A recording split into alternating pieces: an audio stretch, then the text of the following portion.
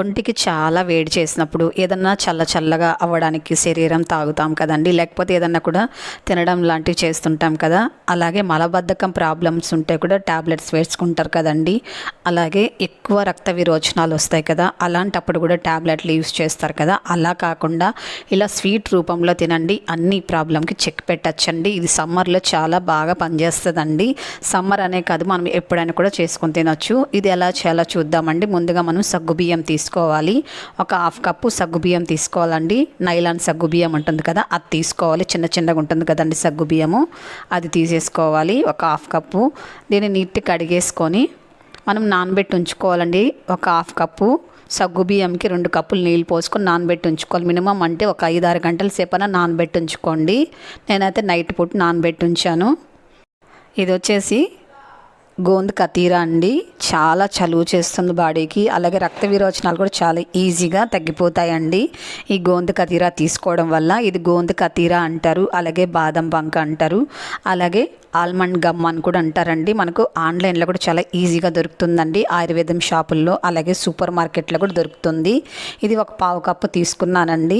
దీన్ని బాగా మెత్తగా పొడి చేసుకుని కూడా మీరు నానబెట్టుకోవచ్చు, లేకపోతే నైట్ అంతా కూడా నానబెట్టేసుకోవచ్చు అండి. పొడి చేసుకున్నారంటే త్వరగా నానిపోతుందండి. ఇలా కాస్త పెద్ద ముక్కలుగా ఉంటే మీరు నైట్ పూట అంతా నానబెట్టేసి ఉంచుకోవాలి. నేనైతే నైట్ పూట నానబెట్టి ఉంచేసుకున్నానండి. మనం ఏ కప్పుతో సగ్గుబియ్యం తీసుకున్నామో ఆ కప్పుతోనే పావు కప్పు గోంద్ కతీరా తీసుకుంటే సరిపోతుందండి. పొడి చేసుకున్నారనుకోండి, మీరు ఒక 4-5 గంటలు నానబెడితే కూడా సరిపోతుందండి. కాస్త పెద్ద పలుకులు ఉంటే మీరు నైట్ పూట నానబెట్టేసుకోవాలి. ఒక పావు కప్పు కతీరా అయితే ఒక 5 కప్పులు నీళ్ళు పోసుకొని నానబెట్టేసుకోండి. తర్వాత స్టవ్ పైన ఒక ప్యాన్ పెట్టుకొని ఇందులో కొద్దిగా నెయ్యి వేసుకోవాలండి. మీకు నెయ్యి ఇష్టమైతే వేసుకోవచ్చు, లేదా స్కిప్ చేయొచ్చండి. స్మెల్ లేకుండా ఉండే ఆయిల్ కూడా తీసుకోవచ్చండి నెయ్యి ప్లేస్లో. ఇందులో కొద్దిగా బాదం జీడిపప్పు వేసుకొని ఫ్రై చేసుకొని తీసుకోవాలి.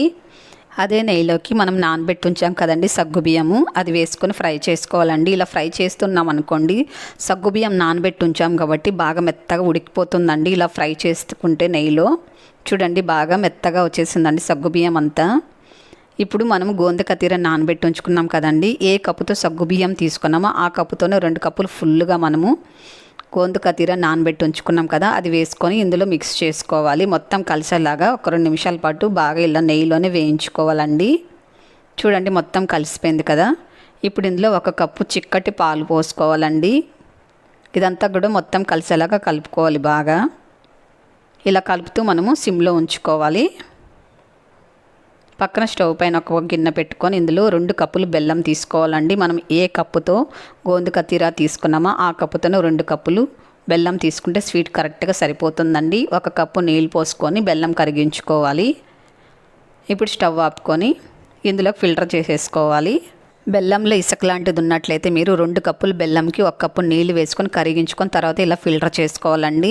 అదే బెల్లంలో ఎలాంటి డస్ట్ లేనట్లయితే మీరు డైరెక్ట్గా బెల్లం కూడా వేసుకోవచ్చు. మీరు డైరెక్ట్గా బెల్లం వేసేటట్లయితే 2 కప్పులు పాలు పోసుకొని బాగా మిక్స్ చేసుకున్న తర్వాత మీరు బెల్లం వేసుకొని కలుపుకోవాలి. ఇప్పుడు ఇందులో కొద్దిగా ఇలాచీ పొడి వేసుకొని అలాగే కొద్దిగా నెయ్యి కూడా వేసుకొని మొత్తం కలుపుకోవాలి. మీకు నెయ్యి ఇష్టం లేకపోతే మొత్తం ఆయిల్ కూడా వేసుకోవచ్చండి, ఏం ప్రాబ్లం లేదు. టేస్ట్ అయితే బాగుంటుందండి, ఏం డిఫరెంట్గా ఉండదు. స్మెల్ అయితే నెయ్యి ఇష్టపడే వాళ్ళు నెయ్యి కూడా వేసుకోవచ్చండి. బాగా దగ్గరికి వచ్చిన తర్వాత ఒక గిన్నెకి కొద్దిగా నెయ్యి అప్లై చేసుకొని ఇందులో వేసుకొని మొత్తము ఇలా సరి చేసుకోవాలి. దీన్ని ఒక 10 నిమిషాల పాటు పక్కన ఉంచుకుందామండి, బాగా సెట్ అయిపోతుంది. చూడండి బాగా సెట్ అయిపోయింది. ఇప్పుడు దీన్ని ఒక ప్లేట్లోకి తీసేసుకుందాము. ఇది వరకు కూడా నేను గోంద్ కతీరాతో ఒక మంచి స్వీట్ చేసి ఉంచానండి, దాని లింక్ ఒకటి ఇస్తాను, అది కూడా ట్రై చేయండి. చాలా టేస్టీగా ఉంటుందండి, చేయడం కూడా చాలా ఈజీ అండి. అది కూడా మనం వేయించుకున్న డ్రై ఫ్రూట్స్ని ఇలా కలర్ఫుల్గా మనం డెకరేట్ చేసుకున్నామంటే చూడడానికి చాలా బాగుంటుంది. చూడండి ఎంత చక్కగా ఉందో, ఎంత స్మూత్గా ఉందో, నోట్లో వేసుకుంటే వెన్నలా కరిగిపోతుందండి. మెడిసిన్కి బదులు ఇలా మంచి స్వీట్ని తయారు చేసుకొని తినండి, మీ ఒంట్లో ఉండే హెల్త్ ఇష్యూస్ అన్నీ కూడా పోతాయి. నచ్చింది కదా, అయితే తప్పకుండా లైక్ చేయండి, షేర్ చేయండి.